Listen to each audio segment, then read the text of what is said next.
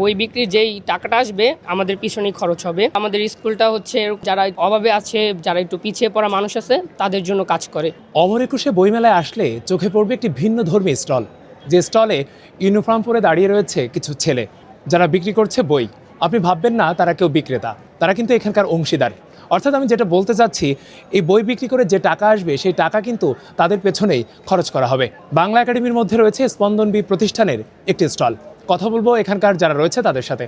আপনি তো স্পন্দন বীর স্কুলে আছেন, কোন শাখায় আছেন? আমি হচ্ছে স্পন্দন বি স্কুলের কল্যাণপুর শাখায় আছি। আপনারা এখানে ভলেন্টিয়ার হিসেবে কাজ করছেন, বিষয়টা একটু গুছিয়ে বলেন তো। এটার বিষয় হচ্ছে বই বিক্রির যেই টাকাটা আসবে ওটা হচ্ছে আমাদের পিছনেই খরচ হবে। যেহেতু আমাদের স্কুলটা হচ্ছে এরকম যারা অভাবে আছে, যারা একটু পিছিয়ে পড়া মানুষ আছে তাদের জন্য কাজ করে। তো অনেকে বেশি দূর পড়াশোনা করতে পারবে না, তাদের জন্য কি এই সংস্থাটা কাজ করছে আমাদের সাথে, এবং এর আরো অন্যান্য কাজ করছে। যারা ভার্সিটিতে পড়ছে তাদেরকে উপবৃত্তি দিচ্ছে। এই টাকা আপনাদের ফান্ডে যাবে আপনারা বলছেন। আপনাদের স্কুলগুলো হচ্ছে কিভাবে চলে একটু জানাবেন। আমেরিকান লোক যারা বাংলাদেশে বসবাস করে তারা বাংলাদেশে স্পন্দন বিদ্যালয়ে ডোনেশন করে, যে এই টাকা আমাদের স্পন্দন বিদ্যালয়ে চলে।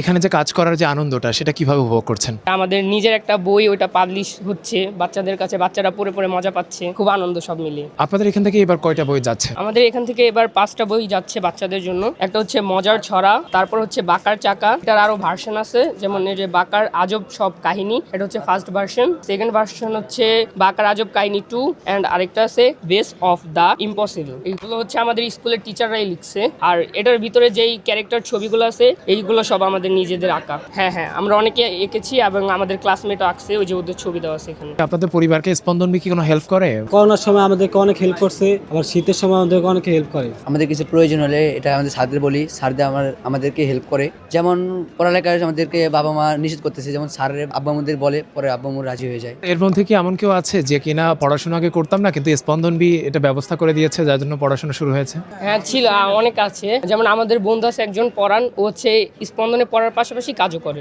ওর বাবা নাই তাই ও কাজ করে। স্পন্দন বি কিভাবে আপনাদের পেছনে আরো খরচ করে? স্কুল ড্রেসটা আমাদের স্কুল থেকে দেওয়া হয়, জুতা, ব্যাগ, তারপর হচ্ছে আমাদের টিফিন দেওয়া হয়, পুষ্টিসম্মত খাবার, ডিম, দুধ, কলা ইত্যাদি আরো বিভিন্ন জিনিস দেওয়া হয়। তারপর হচ্ছে খাতা দেওয়া হয় প্রতি মাসে, আবার স্কুল থেকেই বই দেওয়া হয়। গ্রামার যে বইগুলো আছে যারা অনেকেই কিনতে পারে না, ওই বইটাও আমাদেরকে দিয়ে দেওয়া হয়। এর মধ্যে কেউ কি একটু আবৃত্তি করে শোনাতে পারবে? আমার নিজের একটা কবিতা আছে, কবিতাটা হচ্ছে আমার বিদ্যালয়, ওই লেখক হচ্ছে আমি। ছোট থেকে বেড়ে ওঠা, আস্তে আস্তে বিদ্যালয়ে যাওয়া, সেখান থেকে শিক্ষা পাওয়া, লক্ষ্য আমার বড় হওয়া। বড় হয়ে হব কিছু, লক্ষ মানুষ ধরবে পিছু। মা বাবার গর্ব হব, আদর্শ এক ছেলে হব। শিক্ষা আমার সঙ্গী হবে, ভুলব না সে বিদ্যালয়কে। কাজ করতে কেমন লাগছে এবং কষ্ট হচ্ছে কিনা? না, কষ্ট হচ্ছে না, বেসিক্যালি আমাদের অনেক ভালোই লাগছে, যেহেতু অনেক বাচ্চারা আসছে, আমাদের বইগুলো প্রচার হচ্ছে, সব মিলে এভরিথিং ইজ ওকে। বাট আমাদের খুব হ্যাপি।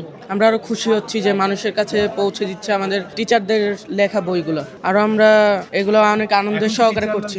আমাদেরও ইচ্ছা হয় যে আমরা কোনো কিছু করব আমাদের স্কুলের জন্য, যাতে আমাদের স্কুলের নাম ছড়িয়ে পড়ে সব জায়গায়, আমরা চেষ্টা করব। আমার বড় হচ্ছে লয়ার হওয়ার ইচ্ছা আছে। দর্শক, কথা বলছিলাম স্পন্দন বীর যে স্টলটি রয়েছে সেই স্টল থেকে। তারা কিন্তু কেউ এখানকার বিক্রেতা না, তারা এখানকার অংশীদার।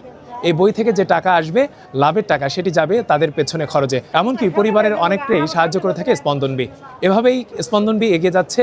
জানাচ্ছিলাম সেই সংবাদ। আপনারা ছিলেন সময়ের আলোর সাথে, আমি ছিলাম আপনাদের সঙ্গে ফেরদৌস সাগর।